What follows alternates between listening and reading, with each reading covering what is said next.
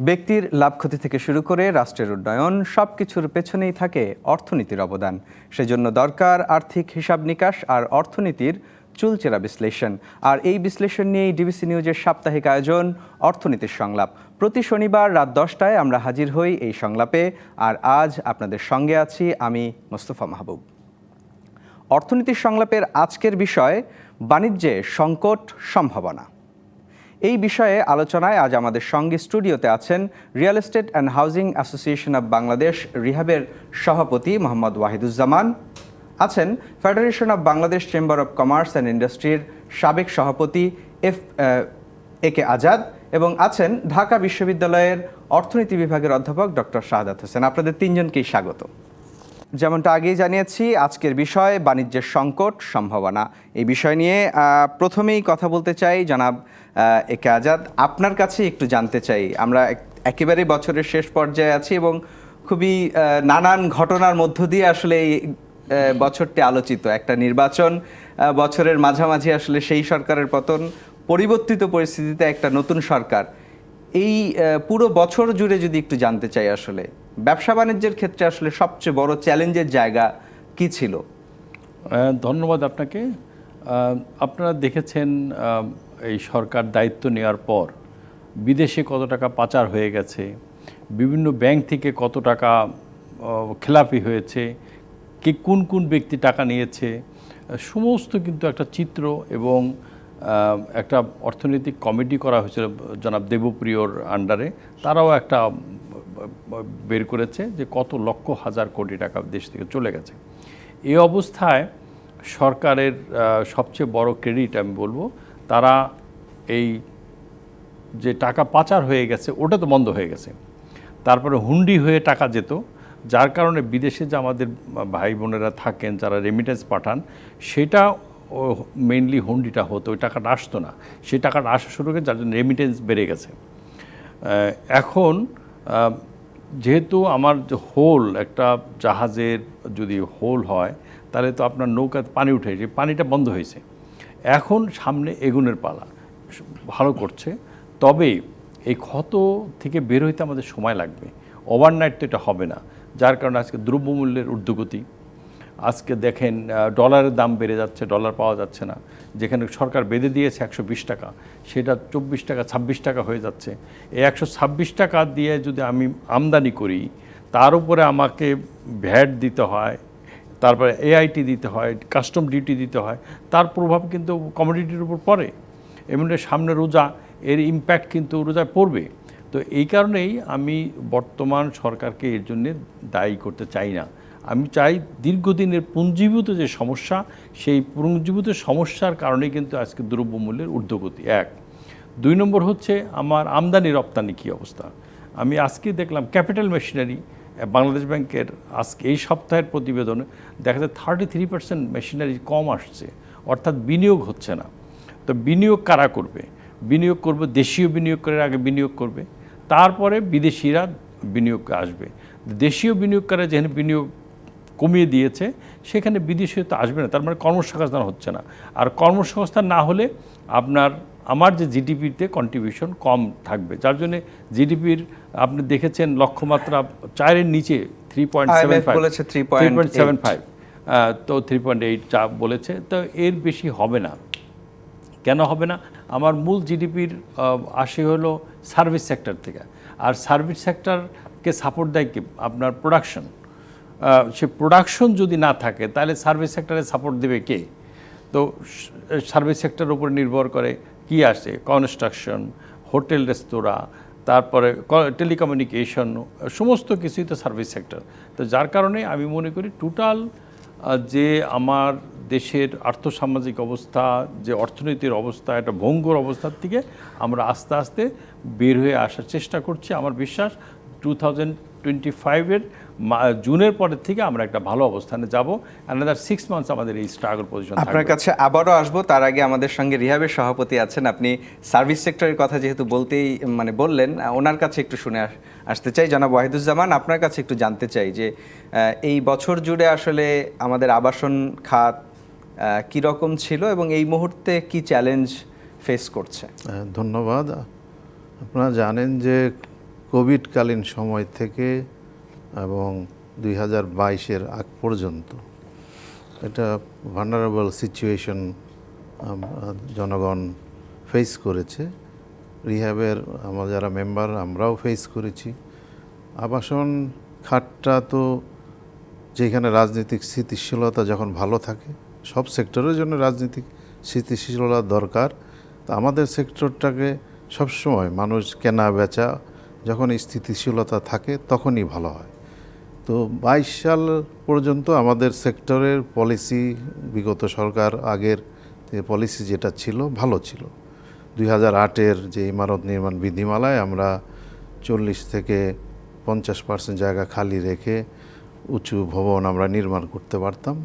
পরবর্তী 2022-এর 23শে অগাস্ট একটা ড্যাব প্রণয়ন হয়, যার ফলে আমাদের ঢাকা শহর এবং পার্শ্ববর্তী সব এলাকা, গুলশান, বনানী, এই বড় লোকদের যে এরিয়াগুলো আছে সেগুলো ব্যতিরিকে অন্য জায়গায় 5 তলা থেকে 6 তলা পর্যন্ত বাড়ি বানানো সম্ভব, এর উপরে সম্ভব নয়। এর ফলে কি হয়েছে যে ল্যান্ড ওনার যারা, তারাও আগ্রহ দেখাচ্ছে না তাদের ল্যান্ড ডেভেলপ করতে। আমরাও পারছি না, কারণ এখানে বিনিয়োগ করে আমাদের কোনো লাভ হবে না।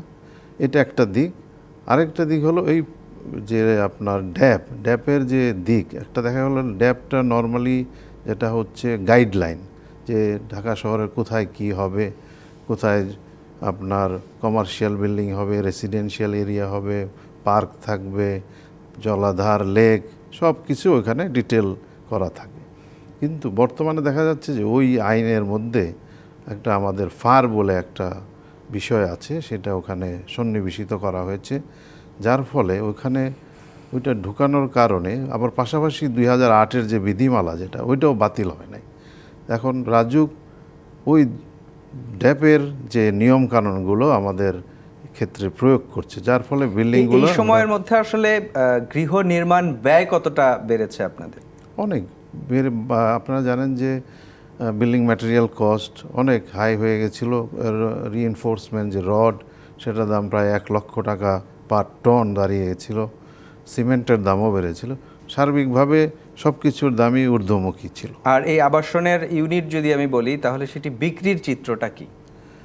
এই মুহূর্তে আপনি যদি বলেন যে খুবই নিম্ন পর্যায়ে আছে, বিকজ পলিসি মেকিং যেটা সরকারের, তাদের এই নীতি সহায়তা না হওয়ার কারণে আমরা আসলে কোনো ডেভেলপমেন্টে যেতে পারছি না এই মুহূর্তে। আপনার কাছে আবার আসবো। আমাদের সঙ্গে ডক্টর শাহাদাত হোসেন আছেন। আপনার কাছে একটু জানতে চাই, উন্নত বিশ্বে আমরা সাধারণত দেখি অর্থনীতির গতি প্রগতি বোঝার জন্য আবাসন খাতকে অনেক গুরুত্বের সাথে বিবেচনা করা হয়। আমাদের দেশে সেটি একেবারেই উল্টো চিত্র।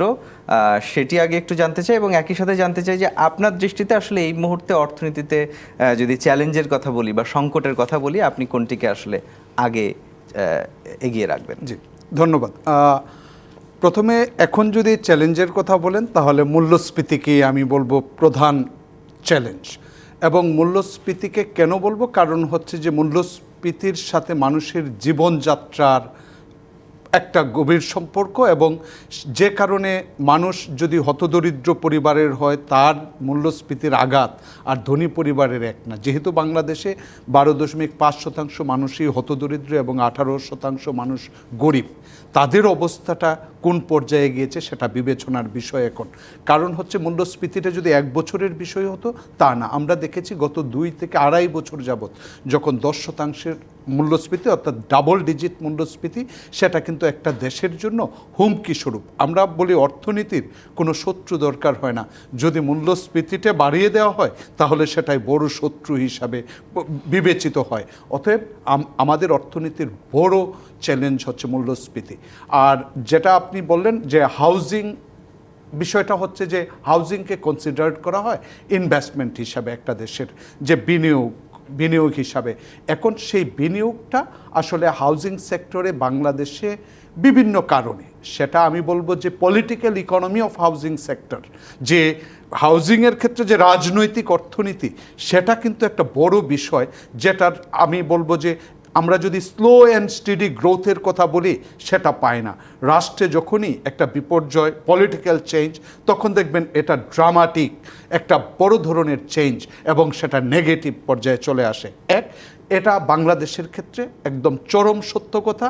আর একই সাথে যুক্ত হয়েছে যে আবাসন খাতে যে বিভিন্ন ধরনের রাষ্ট্রীয় পলিসি, অর্থাৎ আপনি 5 কাঠা জমিনে যখন 9 তলা ভবন করবেন আর যখন 5-এ রেস্ট্রিক্ট করবে, তখন সেটা কিন্তু আপনার এই জায়গাটাকে স্লো করে দিবে। অতএব পলিসিগুলা কিভাবে কাজ করছে, থার্ড ফ্যাক্টরস হিসাবে যদি আমি বলি, সেটা হচ্ছে যে মেটেরিয়ালসগুলো আনা হচ্ছে, সেই মেটেরিয়ালস ধরেন গত 2 বছর আগে যদি আপনি রডের প্রাইসের কথা বলবেন 55-57, পরে এটা 1,05,000-এ গিয়েছে, অর্থাৎ ডাবল কস্টিং হয়ে গেছে। ঠিক একইভাবে সিমেন্টের বস্তা যখন চিন্তা করবেন 270-300 টাকা, 350 টাকা, সেটা 500 টাকা ক্রস করে।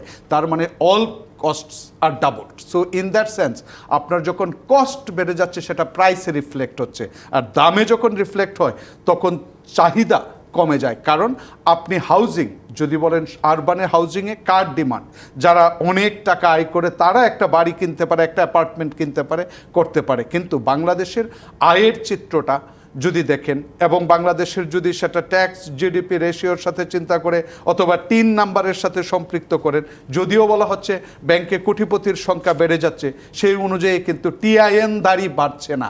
মানে এই জন্যই আমি বললাম যে রাজনৈতিক অর্থনীতি এবং ট্যাক্স ফাঁকি, সেই জায়গাগুলা এই জায়গাটার বিনিয়োগের একটা বড় ক্ষেত্র হিসাবে কাজ করে বলে এবং এই অতীতে আমরা দেখেছি জায়গাটা ওনারা বারবারই আসলে এই ধরনের অর্থগুলোকে সেই খাতে বিনিয়োগের জন্য নানান সুবিধাও চেয়ে আসছেন। জি। আর মূল্যস্ফীতির ক্ষেত্রে যে বিষয়টা এখন আসলে আমি মনে করি চ্যালেঞ্জিং, তার সাথে কিন্তু অন্যান্য চ্যালেঞ্জগুলা সম্পৃক্ত। কেন? কারণ হচ্ছে মূল্যস্ফীতিতে, যেমন আজকে যদি ডলারের এগেইনস্টে টাকার মূল্যের কথা বলেন, টাকার মান কমে যাওয়া, আসলে কমে যাওয়া 120 ছিল কিছুদিন আগে, 122, 127। আপনি যদি 10 দিনের কথা চিন্তা করেন, বিগত 10 দিনের কথা, 5 থেকে 6% পর্যন্ত। এখন বিষয়টা হচ্ছে আপনি বাংলাদেশের মূল্যস্ফীতি শুধু অভ্যন্তরীণ উপাদান ধারায় নির্ধারিত না, কারণ আমাদের বহু জিনিসের উৎপাদন সম্পৃক্ত হচ্ছে বাইরের আমদানিকৃত র মেটেরিয়ালসের উপর। অতএব 10 দিনেই 6.5% মূল্য বৃদ্ধি, সমস্ত ইম্পোর্টেড র মেটেরিয়ালসের মূল্য বৃদ্ধি 6.5% বেড়ে গিয়েছে। আপনার কাছে আবার আসবো জনাব একে আজাদ, আপনার কাছে একটু আসতে চাই। যেটি ডক্টর সাদাত হোসেন বলছেন যে মূল্যস্ফীতি, আমরা তো জানি সাধারণ মানুষের যে বেঁচে থাকার যে পণ্যগুলো, নিত্য প্রয়োজনীয় খাদ্যপণ্য, সেগুলো নিয়ে একটা হিমশিম খেতেই হচ্ছে। কিন্তু উৎপাদনশীল খাতে আপনারা যারা আছেন, শিল্প উদ্যোক্তা যারা আছেন, তারা আসলে এই মূল্যস্ফীতি দিয়ে কিভাবে আঘাতপ্রাপ্ত হন, বা আদেও কি এটা আপনাদেরকে স্পর্শ করে কিনা? সব কিছুতে আমাদের স্পর্শ করে, কারণ আমি তো এক্ষেত্রে আমদানিকারক, এক্ষেত্রে আমি একজন ভোক্তা। তা আমাকে তো বাজারের থেকে অন্যের যে দামে কিনে আমাকে তো সেই দামেই কিনতে হয়। তা আমি তো ওয়াশ সাফারার, আমার সাথে আমার যারা কর্মকর্তা কর্মচারী সবাই তো তার ইম্প্যাক্ট পড়ে। এবং আমি যখন ইয়ার এন্ডিংয়ে আমরা ইনক্রিমেন্ট দেই, আমার তো ইসের উপরে, ওই ইনফ্লেশনের উপরে দিতে হয়। কারণ আমি ইনফ্লেশন যেটা তার নিচে যদি দিই তাহলে তো সে তো সার্ভাইভ করতে পারবে না। তো সব কিছু মিলে, অথচ আমার আয় তো আর ইনফ্লেশনের সমান হয় না। আমার যেখানে আজকে দেখেন 11%, 12% যেখানে ইনফ্লেশন, সেখানে আমাকে তো এর নিচে যদি আমি দেই, ইনক্রিমেন্ট দেই, তাহলে তো সে তো লুজার হবে। তাহলে আমার তো প্রফিট তো 11-12% না। তো ব্যবসার মূল খরচটা বা কস্টিং যেটা বলি, সেটা আসলে কোথায় গিয়ে ঠেকেছে? একে তো মূল্যস্ফীতি, তার উপরে আবার সুদের হারও বাড়ছে, সেটাও তো নিশ্চয়ই যোগ হয়। এখানে দুই ধরনের, একটা আমরা দেশীয় উৎপাদন করে বিদেশে রপ্তানি করি, আর একটা দেশীয় উৎপাদন করে দেশের অভ্যন্তরীণ মার্কেটে মার্কেটিং করি। তো আমরা যারা অভ্যন্তরীণ বাজারে মার্কেটিং করি, এরাই সবচেয়ে বেশি ক্ষতিগ্রস্ত হচ্ছি। কারণ তার বেসিক র মেটেরিয়াল কিন্তু আমাকে বাইরের থেকে আনতে হয়। বেসিক র মেটেরিয়াল যে দামে আনতে হয়, তার উপরে আমার কাস্টম ডিউটি, এআইটি দিতে হয়, ভ্যাট দিতে হয়। তো সব কিছু তখন আমার ডলার ভ্যালু তার কনভার্ট করে, ডলার ভ্যালু টাকায় কনভার্ট করে তার উপরে পড়ে। আমি যখনই বাজারে দেয় তখন আমাদের ব্যবসায়ীদেরকে দোষ দেয়, যে ব্যবসায়ীরা আগামী 7 দিন আগে কিনেছি, যে এটা সাদ্দাত সাহেব কারেক্টলি বললেন যে 1 সপ্তাহে তো 5-6% দাম বেড়ে গেছে ডলারের কারণে। আর আন্তর্জাতিক বাজারে যদি দাম বেড়ে যায় তাহলে আরও বেড়ে যায়। তো মনে করে যে এই লোকটা যত দোষ নন্দ ঘোষ, ওই ব্যবসায়ী ব্যাটা 2 নম্বরই করছে। অথচ তখন মানুষ, ব্যবসায়ী কী করে, সে হতাশ হয়, সে আমদানি কমিয়ে দেয়। আর বাজারে স্কারসিটি আরও বেড়ে যায়, তখন দ্রব্যমূল্যটা আরও হা করে বেড়ে যায়। এটিই হচ্ছে। তো সব কিছু মিলেই আমি মনে করি এই কারণে সরকারি ব্যবস্থাপনাকে আমি দায়ী করব না। সরকার খুবই আন্তরিকভাবে চেষ্টা করছে, তারা অক্লান্ত পরিশ্রম করছে।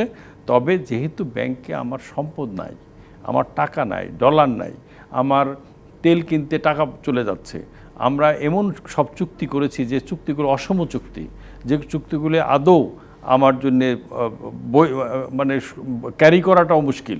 তো ওভারনাইট সরকার সেসব চুক্তি বাতিল করতে পারে না, যেমন বিদ্যুতে আদানির সাথে চুক্তি, এটা অসম চুক্তি। এটা এত হাই রেট দিয়ে করার আমি একটা এক্সাম্পল দিলাম। বিগত সরকারের উচ্চাভিলাষী সিদ্ধান্তের ফলাফলকে এখন আমরা সাধারণ জনগণ ক্যারি করছি। তো সব কিছু মিলেই কিন্তু আমি মনে করি এটা ওভারকাম করতে আমাদের সময় লাগবে। তবে আমি আশাবাদী এটা আস্তে আস্তে। আপনার কাছে আরও শুনতে চাই, আবারও আসবো, কিন্তু তার আগে মোহাম্মদ ওয়াহিদুজ্জামান, আপনার কাছে একটু জানতে চাই যে এই যে সময়ের কথা আমরা বলছি, সাম্প্রতিক সময়ে আসলে যেটি ডক্টর শাহাদাত হোসেনও বললেন, মধ্যবিত্ত বা উচ্চ মধ্যবিত্ত বা পেশাজীবী যে শ্রেণীটি আছে, এদের আসলে আবাসন কেনার যে সংখ্যা বা ট্রেন্ডটা সেটি কি রকম, সেটি সম্পর্কে আপনার কাছে একটু জানতে চাই। এবং আদেও কি আসলে বাংলাদেশের আবাসন মধ্যবিত্তের হাতের নাগালে রাখা গেছে কিনা, এই প্রশ্নের উত্তর আপনার কাছে জানতে চাইবো, কিন্তু তার আগে একটা বিরতি নেওয়ার সময় হয়েছে। দর্শক, আপনারা দেখছেন অর্থনীতির সংলাপ। এ পর্যায়ে নিচ্ছে একটি বিরতি, সঙ্গেই থাকুন। স্বাগত আরেকবার অর্থনীতির সংলাপে। আজকের বিষয় বাণিজ্যের সংকট সম্ভাবনা। বিরতির আগে জনাব মোহাম্মদ ওয়াহিদুজ্জামান, আপনার কাছে প্রশ্ন রেখে গিয়েছিলাম, মধ্যবিত্ত বা নিম্নবিত্তের যে ফ্ল্যাট কেনার চিত্র সেটি কি, এবং একই সাথে আসলে এই শ্রেণী পেশার মানুষের ফ্ল্যাট কেনার মতো অবস্থা বাজার এখন দিতে পারছেন কিনা আপনারা? আপনারা জানেন যে রিয়েল এস্টেট ডেভেলপার যারা আছেন তার মধ্যে 80% যার ডেভেলপারই মধ্যবিত্তদের জন্য ফ্ল্যাট নির্মাণ করে থাকেন, আর 20% যারা আছেন তারা অ্যাফ্লুয়েন্ট এরিয়াতে করে থাকেন। আপনি যদি একটি চিত্র দেখেন যে রাজুক এবং ন্যাশনাল হাউজিং অথরিটি অনেক জায়গায় তারা প্রকল্প পিপিপিতে করছে, তাদের ফ্ল্যাটের যে মূল্য তার চেয়ে কিন্তু আমাদের মিরপুর, আমাদের যে মিডল ক্লাস ডেভেলপার যারা মিডল ক্লাসদের জন্য ফ্ল্যাট বানায় তাদের চেয়ে কম। একটা আমি আরও আগের প্রায় ধরেন 7-8 বছর আগের আমরা যেটাকে 4,500 বিক্রি করি, ওনারা সেটা 5,500 নির্ধারণ করে। রাজুক ঠিক একইভাবে দিয়াবাড়িতে বেশি মূল্যে, যেটা আমরা উত্তরাতে আমাদের মিডল ক্লাসদের জন্য যেই ডেভেলপার যারা ডেভেলপ করেছে তারা কিন্তু 5,000 5,500 এর মধ্যে ছিল।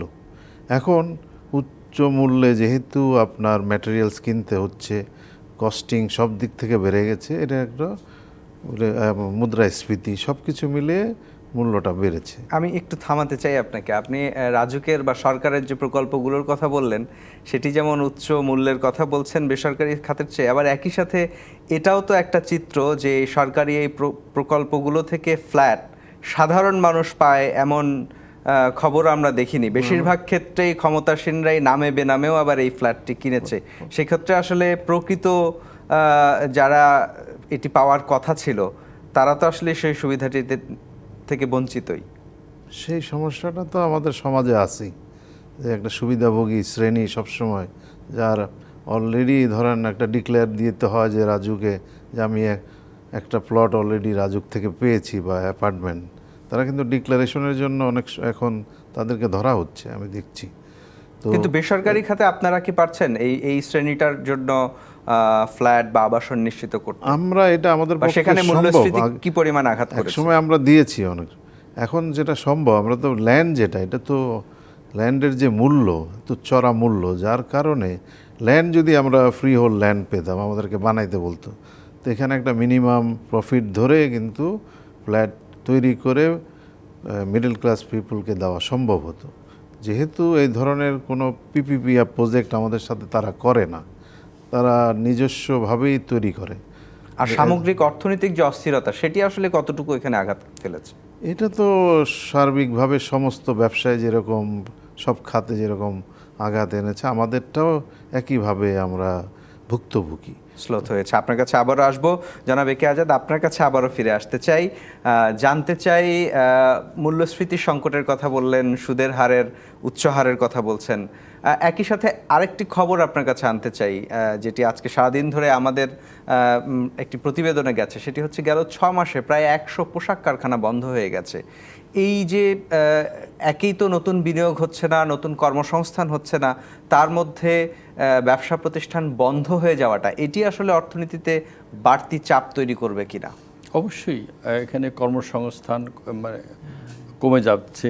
আমি তো প্রথম শুরুতেই বললাম যে ক্যাপিটাল মেশিনারি 37% ইজ নেগেটিভ। সেখানে আপনার কর্মসংস্থান হচ্ছে না। প্রতি বছর আপনার 30 থেকে 35 লক্ষ লোক নতুন কর্মসংস্থানে আসে, তার মধ্যে 8 লক্ষ লোক বিদেশে যায়, 1 লক্ষ লোক সরকারিভাবে নিয়োগ হয়, আর 8 থেকে 10 লক্ষ লোক প্রাইভেট সেক্টর। বাকিটা কিন্তু বেকার বাড়ে। এখনও 1 থেকে 1.5 কোটি লোক বেকার আছে।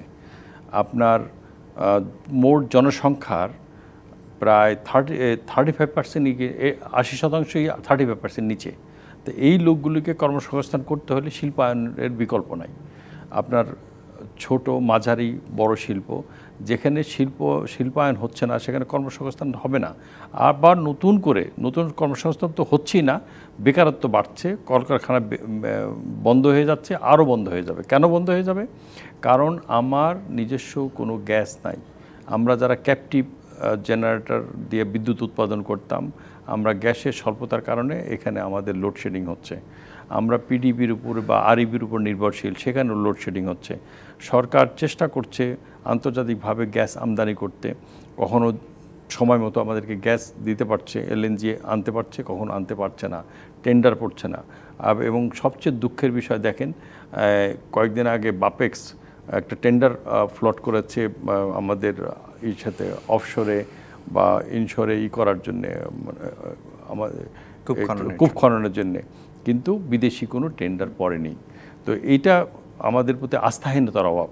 সেই আস্থার জায়গায় তাদেরকে আনতে হবে, তাহলে দেশি বিনিয়োগকারীরা বিনিয়োগ করবে, বিদেশিরা বিনিয়োগ করবে এবং দেশের এই অস্থিতিশীল অবস্থার থেকে বেরিয়ে আসবে। কারণ দেখেন, গ্যাসের দাম বেড়েছে 3 গুণ 4 গুণ, বিদ্যুতের দাম বেড়েছে। আজকে আমাদেরকে বলা হয়েছিল নিরবচ্ছিন্ন গ্যাস দিব, নিরবচ্ছিন্ন বিদ্যুৎ দিব, দাম বেড়েছে কিন্তু সেটি পাওয়া যায়নি। আপনি শুরুতে বলছিলেন যে আমরা একটা ধ্বংসস্তূপের মধ্যেই আসলে অনেকটা এই সরকার শুরু করেছে। সংকটগুলো তো আমরা মোটামুটি শুনলাম, এখন আসলে এই সংকট উত্তরণের জন্য আপনি সরকারকে কি পরামর্শ দিবেন? আমি সরকারকে পরামর্শ দিব, আগে প্রায়োরিটি বেসিসে কতগুলো কাজ করুক। আমার এখন ডেভেলপমেন্ট প্রজেক্টে আমার এখন যেই প্রজেক্টগুলো 90% কমপ্লিট হয়ে গেছে, সেই জায়গায় টাকা খরচ করুক। 80% বরাদ্দ হয়েছে, সেই জায়গায় এডিবি দিক। কিন্তু যেখানে নতুন কোনো প্রজেক্ট নেওয়া আমাদের জন্য ঠিক হবে না, যত প্রয়োজনীয় হোক। নতুন প্রজেক্ট বন্ধ। এখন আমার এলএনজি আনতে হবে, কলকারখানা চালু রাখতে হবে। প্রতিটা শিল্প কারখানা যদি আমি বিদ্যুৎ এবং গ্যাসের নিশ্চয়তা দিতে পারি, তাহলে কিন্তু আমার কর্মসংস্থান বাড়বে, আমার হবে কি রেভিনিউ বাড়বে এবং আমার বাইরের দেশের আস্থা বাড়বে। আজকে যে ইনফ্লেশনের মূল কারণ কিন্তু শুধু ইন্টারেস্ট বাড়ায় যে গভর্নর সাহেব এটা নামাইতে পারবেন, ইম্পসিবল। আমার রেভিনিউ জেনারেট হইতে হবে, আমার ডলারের দাম কমাতে হবে, টাকার মান বাড়াইতে হবে। তা টাকার দাম শুধুমাত্র একমাত্র ইন্টারেস্ট বাড়ায় কিন্তু হবে না। উনি যে নীতি নিচ্ছেন, এটা আমি মনে করি এটা পার্শিয়াল, কিন্তু আরও আনুষঙ্গিক এই আমার মাইক্রো ইকোনমিতে আমাকে নজর দিতে হবে। মাইক্রো ইকোনমি যদি আমি নজর দেই, এটা যদি স্টেবল পজিশনে আসে, তাহলেই কিন্তু এই আর কারখানা বন্ধ হবে না, হলে কারখানা কিন্তু সামনে আরও বন্ধ হবে। আপনার কাছে আবারও আসবো, আরও শুনতে চাই অধ্যাপক ডক্টর শাহাদাত হোসেন সিদ্দিকী। আপনার কাছে একটু জানতে চাই যে সংকটগুলোর কথা আমরা আলোচনা করলাম এবং বছর জুড়েই নানান সংকটের মধ্যে দিয়ে আসলাম। একটা নতুন বছর সামনে আসছে এবং অর্থ বছরেরও 6 মাস সামনে সময় পাওয়া যাবে ঘুরে দাঁড়ানোর। এই সময়টিতে আসলে সরকার যে পলিসিগুলো নিচ্ছে, সেখানে আসলে আপনার কাছে কি মনে হয়, আপনি কি পরামর্শ দেবেন? জি, দেখুন, যে সরকারের আপনি যদি চিন্তা ভাবনা করে বলেন যে তাহলে সরকার কি ভাবছে, সরকার পজিটিভলি ভাবছে, কিন্তু ভাবনাটা বাস্তবের সাথে কোনোভাবে মিলছে না। না মিলার পিছনের কারণ অনেক। এখন প্রশ্ন হচ্ছে আমাদের সামনে এগিয়ে যেতে হবে, এই কারণগুলা আমরা চিহ্নিত করে সেগুলোর বিরুদ্ধে ব্যবস্থা নিতে হবে। এখন যেটা বিষয় হচ্ছে, আমি প্রথমেই বলি, মূল্যস্ফীতিকে নিয়ন্ত্রণে আনতে হবে।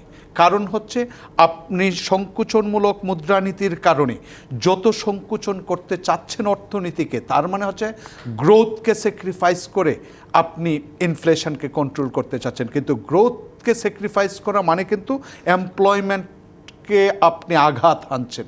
তার মানে হচ্ছে আপনি কত স্যাক্রিফাইস করবেন, সেটা তো আনএমপ্লয়মেন্টের জন্ম দিবে।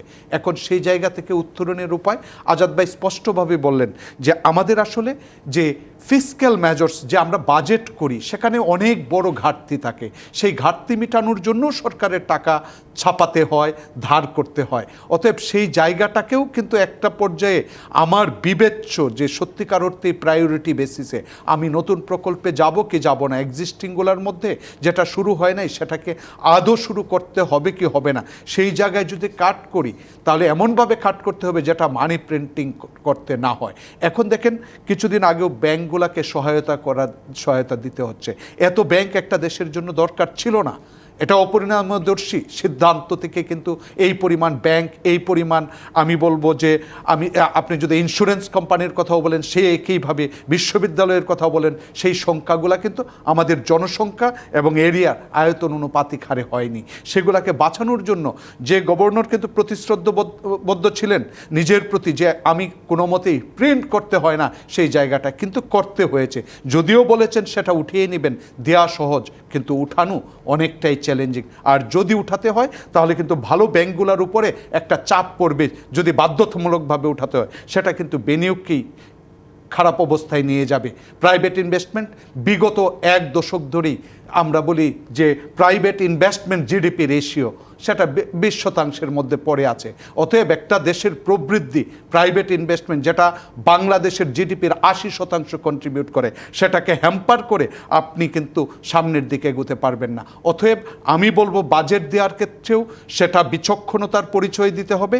এবং এই ব্যাংকগুলো 6টাকে বাঁচানোর জন্য 22,500 কোটি প্রিন্ট হয়েছে, বাকি 6টা দাঁড়িয়ে আছে এবং এর মধ্যে জনতা ব্যাংক আরও কত বিলিয়ন চেয়েছে। তার মানে হচ্ছে সমস্ত ব্যাংকগুলোকে বাঁচাতে হলে আসলে কী পরিমাণ টাকা ছাপাতে হবে সেটা কিন্তু একটা ভাবনার বিষয় হয়ে দাঁড়িয়েছে।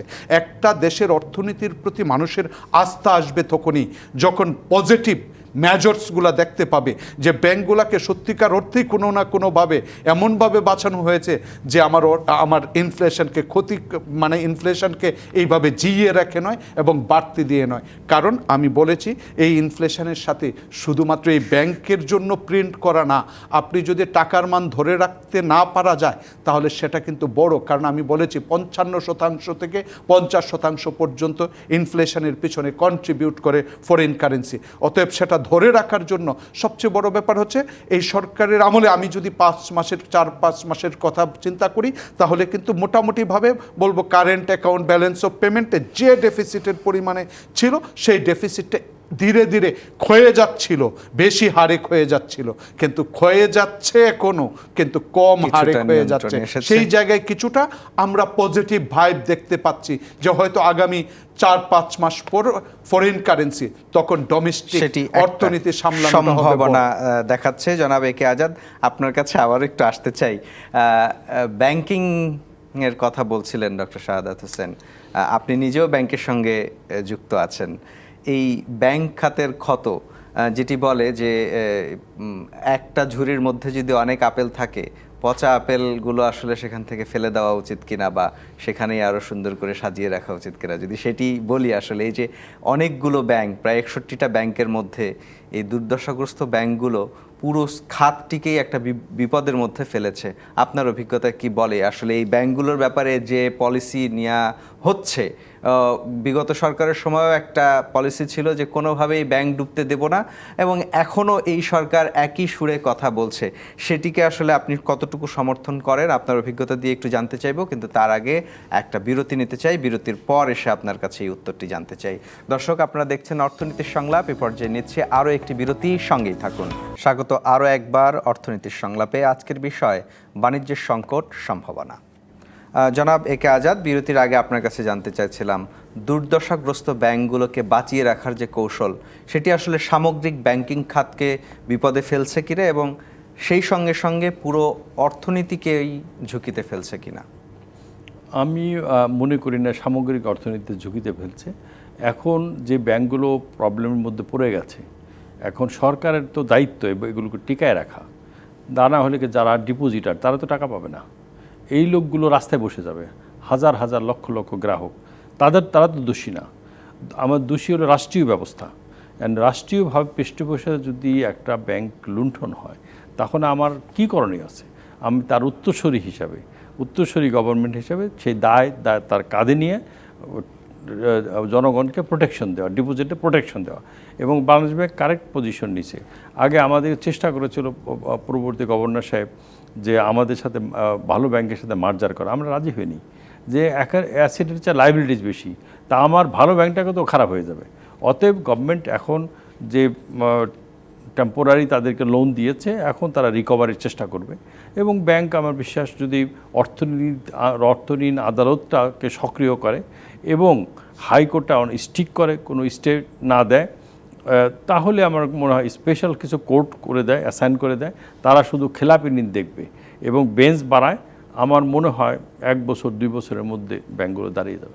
ব্যাংক খাতে যেমন সম্ভাবনার কথা বললেন, সামগ্রিক বাণিজ্যের ক্ষেত্রেও আসলে নতুন বছরের সম্ভাবনার দিক আসলেও কিছু আছে কিনা, বা আপনার কাছে আমাদের এখন রাতারাতি তো কোনো কিছু সম্ভব না। আমাদের আগে হচ্ছে আমি যেখানে পিছিয়ে যাচ্ছিলাম, পিছিয়ে জায়গাতে আমি একটা স্থিতি জায়গায় আসছি, এখন আমি সামনে আগাবো। গভর্নমেন্ট পিছনের ইয়াটা থেকে এই 3-4 মাসে it is not easy thing করে একটা জায়গায় নিয়ে আসছে। আমার মনে হয় সামনে আমরা এগোবো এবং সে এগোনোর সময় আসছে। তবে এগোনোতে আর আমাদের 6 মাস আরও একটা কষ্ট করতে হবে। 6 মাস পরের থেকে আমার ইনফ্লেশনও কমে যাবে, ইন্টারেস্ট রেটও কমাতে স্বাভাবিক হবে এবং ডলারও একটা স্থিতিশীল অবস্থা, আর কোনো ছন্দপতন না হলে সামনে ভালো দিন আছে। আপনাকে অনেক ধন্যবাদ। আমাদের সঙ্গে মোহাম্মদ ওয়াহিদুজ্জামান আছেন। আপনার কাছেও একটু জানতে চাই, আপনার যে খাত, আবাসন খাতে যে সম্ভাবনার কোনো সুযোগ বা ইতিবাচক কোনো দিক দেখছেন কিনা, এবং বিশেষ করে সীমিত আয়ের, নিম্ন আয়ের, মধ্যবিত্তের জন্য আবাসনের যে স্বপ্ন, সেটি পূরণ হওয়ার পথে যে উদ্যোগ, সেই উদ্যোগগুলো নেওয়া হচ্ছে কিনা? ধন্যবাদ। ধরেন আবাসন খাতে আমরা এই অবস্থায় আছি, এখান থেকে উত্তরণের জন্য পলিসি সাপোর্টটা খুবই জরুরি। আপনাকে বললাম যে ড্যাপের একটা সংশোধন খুবই জরুরি, নাহলে সামনে আবাসন ব্যবসা মুখ থুবড়ে পড়বে।